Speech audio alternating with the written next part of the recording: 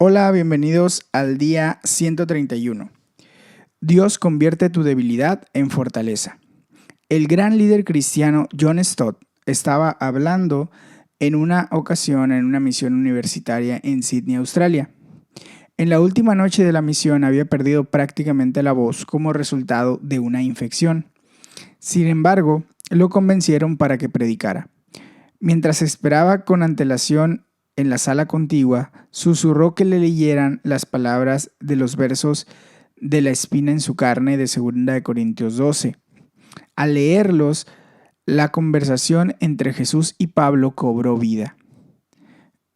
Stott, apropiándose de las palabras de Pablo, te suplico que me la quites. Jesús responde, mi gracia es todo lo que necesitas, mi poder actúa mejor en la debilidad. Stott, ahora me alegra jactarme de mis debilidades para que el poder de Cristo pueda actuar a través de mí, pues cuando soy débil, entonces soy fuerte.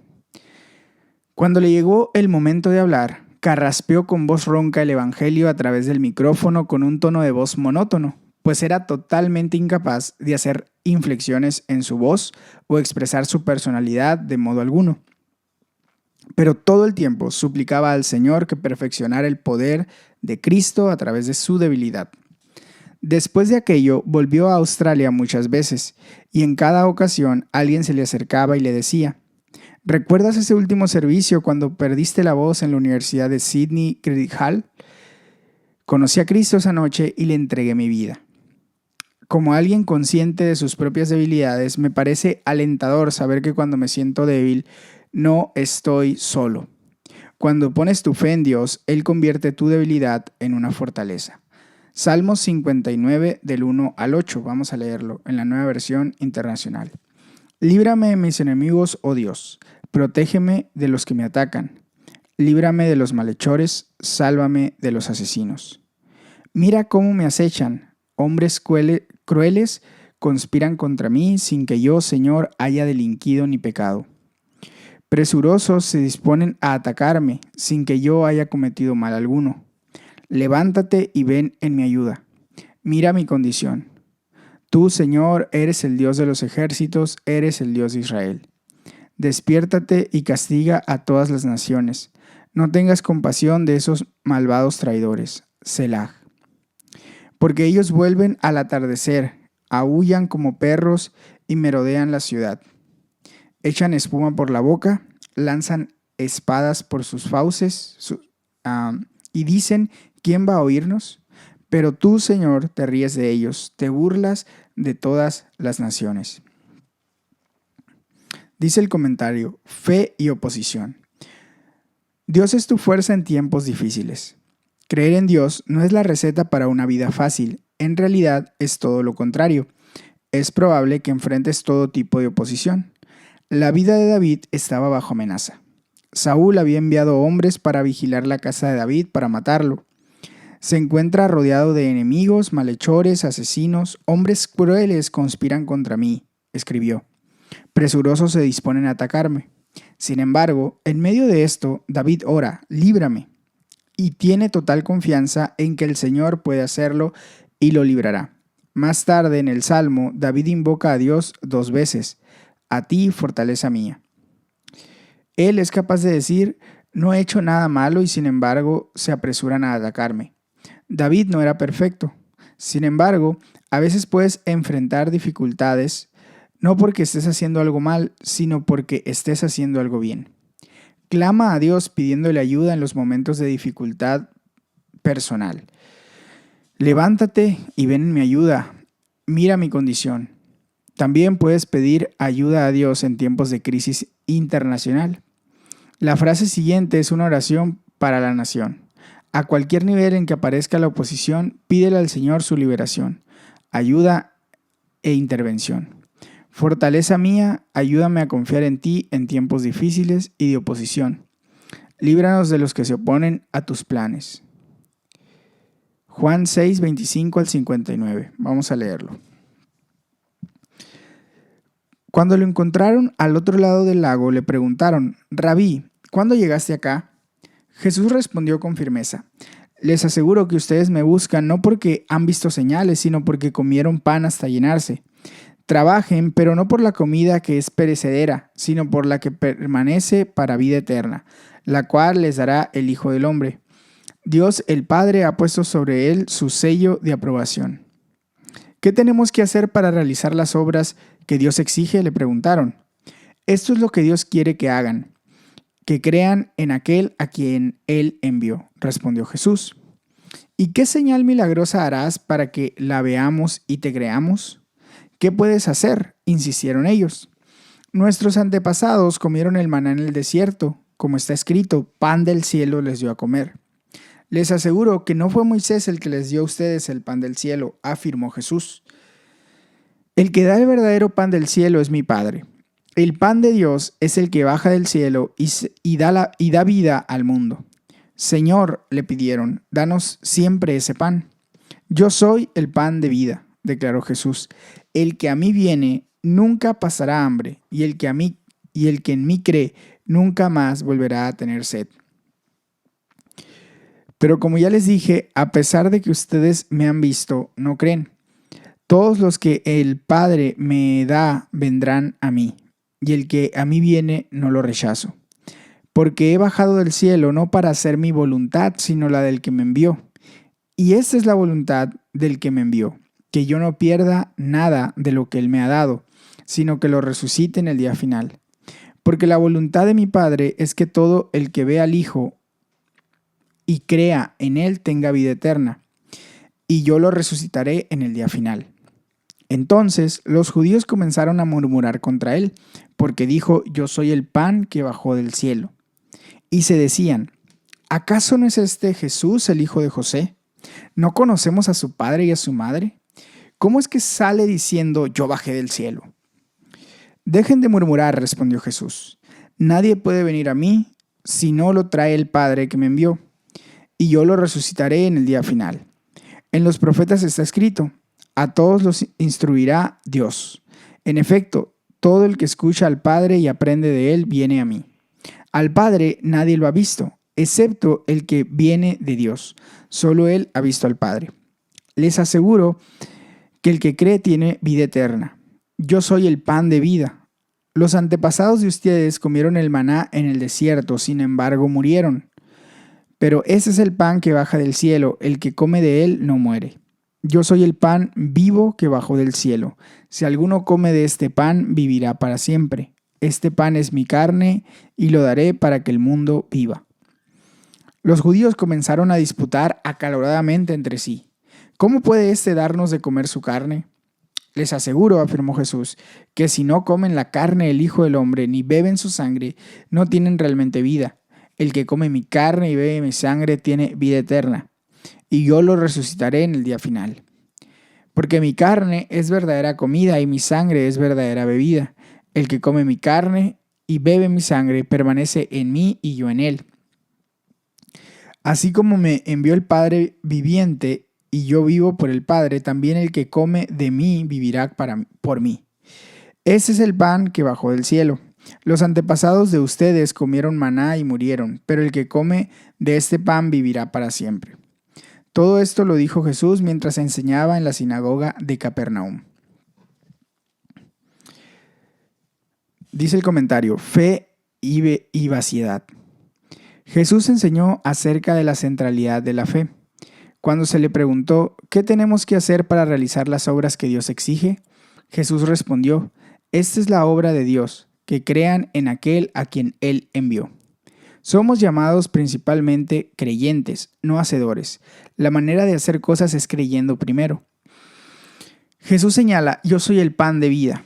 Cuando tenemos hambre física, anhelamos comida. Pero además de las necesidades físicas, tenemos necesidades espirituales y un hambre espiritual. El pan del que Jesús habla es el Verbo hecho carne, presente entre ellos como un amigo. Jesús nos está ofreciendo una relación personal, íntima, de corazón a corazón con Él, el regalo de la totalidad de su ser a cada uno de nosotros. La fe en Jesús llena el vacío que experimentas y satisface tu hambre espiritual de propósito, perdurabilidad y perdón. Propósito. El pan físico no es suficiente. Las cosas materiales por sí solas no satisfacen. El dinero, las casas, los automóviles, el éxito y hasta las relaciones humanas no satisfacen nuestro deseo de tener un máximo propósito en la vida. El pan que satisface es el pan de vida, el cual no es una mercancía que Jesús da. Él es el regalo mismo y es a la vez el dador. Las palabras yo, mi o mí aparecen 30 veces en este pasaje.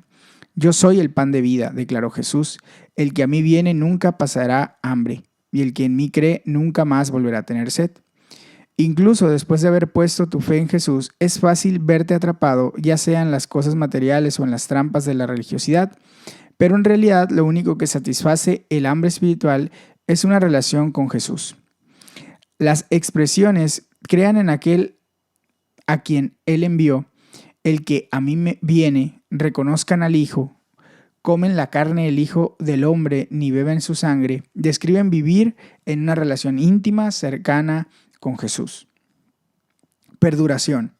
Todos vamos a morir. La muerte es la gran realidad innombrable. Jesús dice que esta vida no es el fin. Yo soy el pan vivo que bajó del cielo. Si alguno come de este pan, vivirá para siempre. Yo lo resucitaré en el día final. Jesús promete resucitarte en el último día y que vivirás para siempre. Puedes tener la seguridad absoluta de que tu relación con Jesús perdurará más allá de la muerte. La vida eterna que menciona tiene tanto una dimensión presente como futura. Ellos le piden, danos siempre ese pan. Jesús señala que el pan puede ser recibido inmediatamente y sin embargo también dejó claro que durará para siempre. Perdón. El perdón es nuestra mayor necesidad. La filósofa atea Margarita Lasky dijo: lo que más les envidio a ustedes los cristianos es el perdón. Yo no tengo nadie que me perdone. Todos queremos saber que somos perdonados por todo lo que hemos hecho mal. Jesús señala: este pan es mi carne, que daré para que el mundo viva. Su sangre fue derramada para el perdón de los pecados. Cada vez que recibes la comunión, recuerda que Jesús dio su vida para que pudieses ser perdonado. ¿Cómo recibes este pan? Jesús afirma: ciertamente les aseguro que el que cree tiene vida eterna. Yo soy el pan de la vida. Aunque no hay un relato separado de la institución de la Santa Cena por Jesús en el Evangelio de Juan, vemos aquí la enseñanza de Jesús estableciendo la comunión en el contexto de la fe. Entre otras cosas, la comunión es una señal visible que nos ayuda a recibir a Cristo por la fe. Revela y nutre la amistad que Jesús quiere tener con nosotros.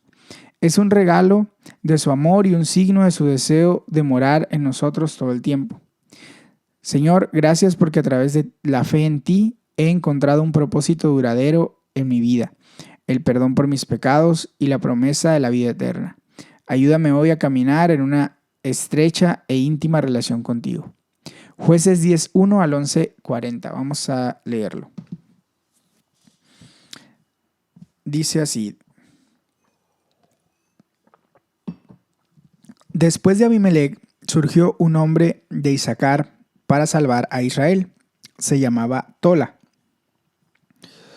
Era hijo de Fubá y nieto de Dodo. Vivía en Samir, en la región montañosa de Efraín. Lideró a Israel durante 23 años, entonces murió y fue sepultado en Samir. A Tola lo sucedió Yair de Galaad, quien lideró a Israel durante 22 años. Tuvo 30 hijos, cada uno de los cuales montaba su propio asno y gobernaba su propia ciudad en Galaad. Hasta el día de hoy, estas ciudades se conocen como Jabot Yair. Cuando murió Yair, fue sepultado en Camón. Una vez más, los israelitas hicieron lo malo ante los ojos del Señor.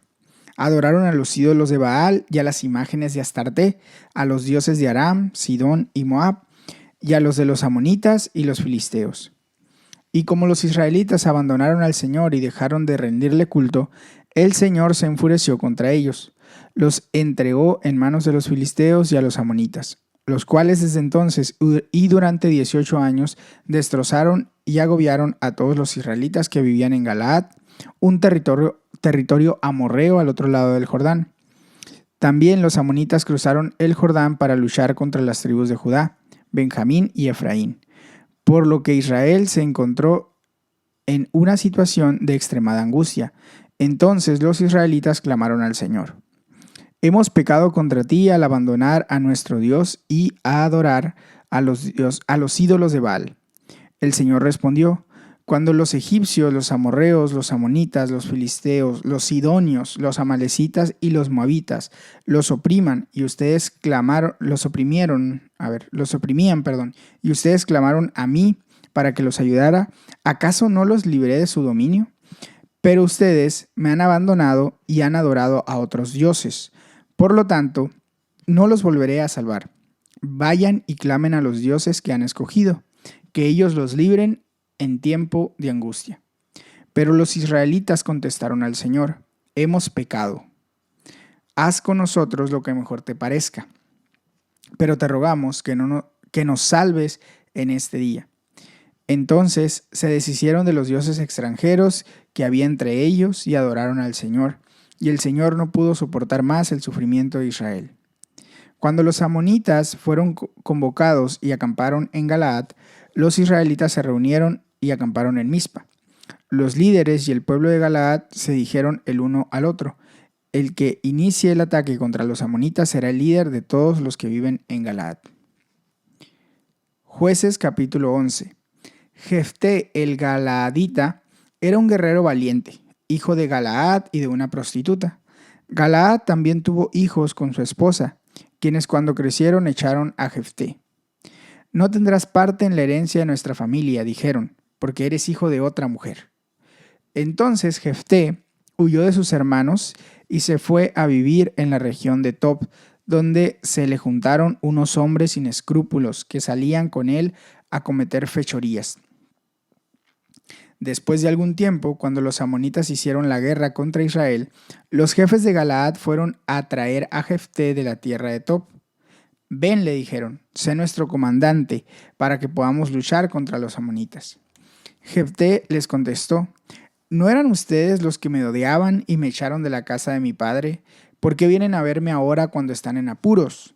Los jefes de Galaad dijeron: por eso ahora venimos a verte.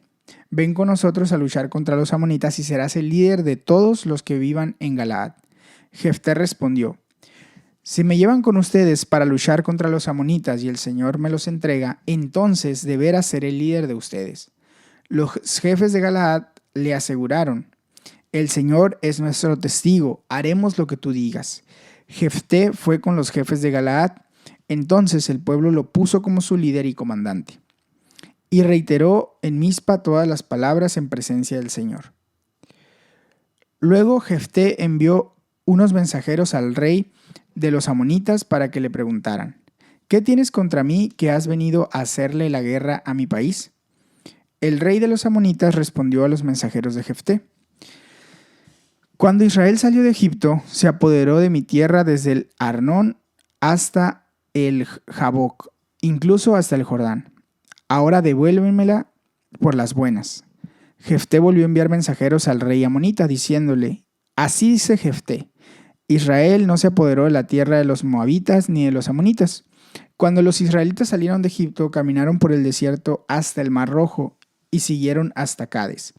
Entonces enviaron mensajeros al rey de Edom, diciéndole: danos permiso para pasar por tu país.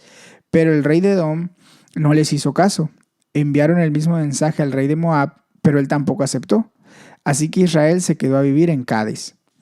Después anduvieron por el desierto y bordearon los territorios de Edom y Moab. Entraron en territorio moabita por la parte oriental y acamparon al otro lado del río Arnón. No entraron en el territorio moabita, pues el Arnón era la frontera. Entonces Israel mandó mensajeros a Sihón, rey de los amorreos, que gobernaba en Hesbón, y le dijo: permítenos pasar por tu país hasta nuestro territorio. Pero Sihón desconfió de Israel en cuanto a dejarlo pasar por su territorio, por lo que reunió a todo su ejército y acampó en Yahaza y luchó contra Israel. El Señor, Dios de Israel, entregó a Sihón y a todo su ejército en manos de Israel y los derrotó. Así tomó Israel posesión de toda la tierra de los amorreos que vivían en aquel país, ocupándolo todo desde Arnón hasta Jaboc y desde el desierto hasta el Jordán.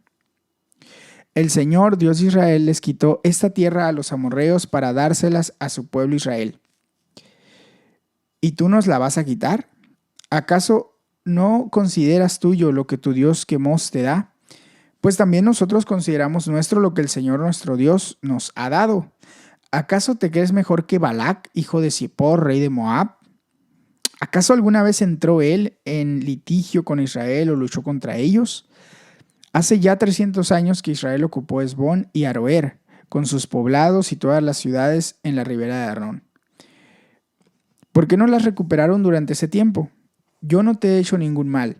Tú, en cambio, obras mal conmigo al librar una guerra contra mí. Que el Señor, el gran juez, dicte hoy su sentencia en esta contienda entre israelitas y amonitas. Sin embargo, el rey de los amonitas no prestó atención al mensaje que le envió Jefté. Entonces Jefté, tomado por el Espíritu del Señor, recorrió Galaad y Manasés, pasó por Mizpa de Galaad y desde allí avanzó contra los amonitas. Y Jefté hizo una promesa solemne al Señor: si verdaderamente entregas a los amonitas en mis manos, quien salga primero de la puerta de mi casa a recibirme cuando yo vuelva de haber vencido a los amonitas será del Señor, y lo ofreceré en holocausto. Jefté cruzó el río para luchar contra los amonitas y el Señor los entregó en sus manos. Derrotó 20 ciudades, desde Aroer hasta las inmediaciones de Minit, hasta Abel-Keramín. La derrota fue muy grande, así los amonitas quedaron sometidos a los israelitas. Cuando Jefté volvió a su hogar en Mizpa, salió a recibirlo su hija, bailando al son de los panderos. Ella era hija única, pues Jefté no tenía otros hijos. Cuando Jefté la vio, se rasgó las vestiduras y exclamó: «Ay, hija mía, me has destrozado por completo. Eres la causa de mi desgracia. Juré algo al Señor y no puedo retractarme». «Padre mío», respondió ella, le has dado tu palabra al Señor. Haz conmigo conforme a tu juramento, ya que el Señor te ha vengado de tus enemigos los amonitas. Pero concédeme esta sola petición», añadió: «ya que nunca me casaré, dame un plazo de 2 meses para retirarme a las montañas y llorar ahí con mis amigas». «Está bien, puedes ir», respondió él. Y le permitió irse por 2 meses. Ella y sus amigas se fueron a las montañas y lloró porque nunca se casaría. Cumplidos los 2 meses, volvió a su padre y él hizo con ella conforme a su promesa. Ella era virgen. De ahí se originó la costumbre israelita de que todos los años, durante 4 días, las muchachas de Israel recordarán a la hija de Jefté de Galaad. Dice el comentario: fe y falibilidad. Al seguir leyendo cómo pecan las sucesivas generaciones del pueblo de Dios, claman al Señor y son rescatados por los jueces, nos encontramos con una de las historias más inquietantes de toda la Biblia. Jefté es descrito como un guerrero valiente. Su madre era una prostituta y sus hermanastros lo expulsaron. Se juntó con un grupo de aventureros sin escrúpulos, convirtiéndose en un líder notable, y el Espíritu del Señor vino sobre él. Fue utilizado por Dios para asegurar la victoria sobre los amonitas. El Señor los entregó en sus manos. Sin embargo, hay un suceso en su vida que es casi intolerable de leer. Hizo un voto a Dios consistente en que si él le daba la victoria, sacrificaría el primero que saliera de la puerta de su casa a recibirlo a su regreso. La que salió fue su hija, la única descendiente, y al parecer eso es lo que hizo, la sacrificó. Es importante notar que Dios nunca le pidió que hiciera este voto, tampoco le pidió que llevara a cabo el sacrificio. De hecho, Jefté fue en contra de toda la enseñanza del Antiguo Testamento que prohibía el sacrificio de niños. Nunca buscó la voluntad de Dios en aquella situación. Parece ser que fue su propio orgullo lo que lo llevó a poner su reputación por encima de la vida de su hija. Esto demuestra la falibilidad incluso de las grandes personas de fe. A pesar de su debilidad, aparece en el libro de Hebreos como uno de los héroes de la fe cuya debilidad se convirtió en fortaleza. Señor, gracias por la forma en que usas a las personas de fe y conviertes nuestra debilidad en fortaleza. Ayúdame hoy a vivir una vida de fe, confiando y creyendo en Jesús, que es el pan de vida. Pipa añade respecto a Juan 6:42, ¿acaso no es este Jesús el hijo de José? ¿No conocemos a su padre y a su madre? No importa de dónde provengamos, ni las expectativas que otras personas tengan de nosotros, ni siquiera nuestras propias percepciones. Lo que importa es cómo Dios nos ve. Todos somos mucho más hermosos, amados y preciosos de lo que podríamos pensar. Hasta aquí llega el devocional del día de hoy. Te invito a tomar un tiempo para orar y meditar en esto que hemos leído. También te animo a que si este devocional está siendo de edificación para tu vida, puedas compartirlo con alguien que crees que le va a servir. Que tengas un excelente día. Dios te bendiga. Hasta mañana.